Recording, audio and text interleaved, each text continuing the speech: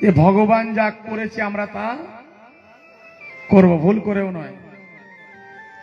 এইভাবে ভগবান কালিয়ানাগকেও মুক্তি দিলেন, মাখন চুরি করে ভক্তদের মনোবাঞ্ছনা পূর্ণ করলেন এবং চিরহরণ করে এই মানব জাতিকে শিক্ষা দিলেন। এখন হঠাৎ একদিন শ্রীধাম বৃন্দাবনে যমুনা পুলিনে, কথায় লক্ষ্য করবে, খুব আনন্দের কথা এটা, যমুনা পুলিনে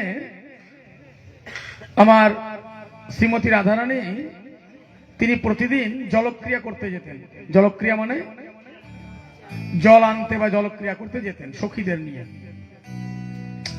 কিন্তু ভগবান বলছেন যে দেখো, কিশোরীজি যখন যাবে এই পথ দিয়ে যমুনা জলক্রিয়া করতে, আমি যদি দর্শন করতে না পারি তাহলে এর থেকে হতভাগ্য কিছু হতে পারে না। ভগবানও চাইতেন যে তার সাথে সাক্ষাৎ হোক, হ্যাঁ, বা তার মুরলি তাকে শ্রবণ করাই। তো ভগবান করতেন কি, বাহানাবাজি করে নন্দমহল থেকে মুরলি ধ্বনি করতেন, মুরলি ধ্বনি করতেন এবং সেই মুরলি ধ্বনিকে পৌঁছাতো কোথায়? রাধারানী কর্ণে। সেটা কোথায়? বর্ষানাতে। এবার বর্ষনা থেকে শ্রীমতী রাধারানী তা শুনতেন। এবার রাধারানী বলতে পারছেন না সাক্ষাৎ করতে যাব, কেন কথায় বলে না, কেউ প্রেম করলে কি বলে যাবে নাকি প্রেম করতে যাচ্ছি? কিন্তু শোনো, এই প্রেম আর ওই প্রেম এক কিন্তু নয় বাবা। তা বলে ভেবে নিও না যে ওই প্রেমের সাথে এই প্রেমের সম্পর্ক এক, ভুল করেও নয়। ওই প্রেম জীবকে শিক্ষা দেয় তুমি কি করলে, কোন পথে গেলে তোমার জীবন শুদ্ধ বিশুদ্ধ পবিত্র জীবনে লক্ষ্যে পৌঁছাতে পারবে। আর এই প্রেম কি শিক্ষা দেয়? কি করে তাড়াতাড়ি গঙ্গায় ডুবে থাক, আমি বলবো না ওটা, আমি একদম বাজে কথা পছন্দ করি না। বলে প্রেম করো, প্রেম করতে বাধা নেই, আস্তে প্রেম করো, প্রেম করতে কোনো বাধা নেই, কিন্তু নিষ্কাম প্রেম করো, সকাম প্রেম করো না। কেন? যে প্রেমের মধ্যে স্বার্থ রয়েছে, যে প্রেমের মধ্যে চাওয়া পাওয়া রয়েছে, সে প্রেম কিসের? তুমি কাউকে ভালোবাসতেই পারো, তাই না? আমি ভালো কাউকে বাসতেই পারি, স্বার্থ থাকবে কেন? আরে ভালো বন্ধু হতে পারো, ভালো বান্ধবী হতে পারে, তা বলে এটা নয় যে বন্ধু বান্ধবীর সাথে কোনো কুসম্পর্ক না।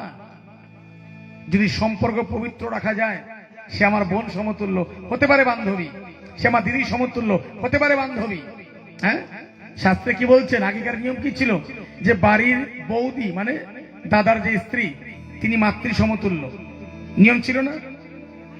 এখনো কোথাও কোথাও আছে, কিন্তু আজকাল তার উল্টো হয়ে গেছে। দাদা ভাবে বৌদি ভাবে দাদা কতক্ষণ বাড়ি থেকে বেরোবে, আমি দেওরকে নিয়ে পার্কে যাব, আর দেওর ভাবে দাদা কতক্ষণ বাড়ি থেকে যাবে, আমি বৌদিকে নিয়ে গঙ্গার পাড়ে যাব। শোনো বন্ধু, সাবধান, দায়িত্ব নিয়ে কথাগুলো বলছি।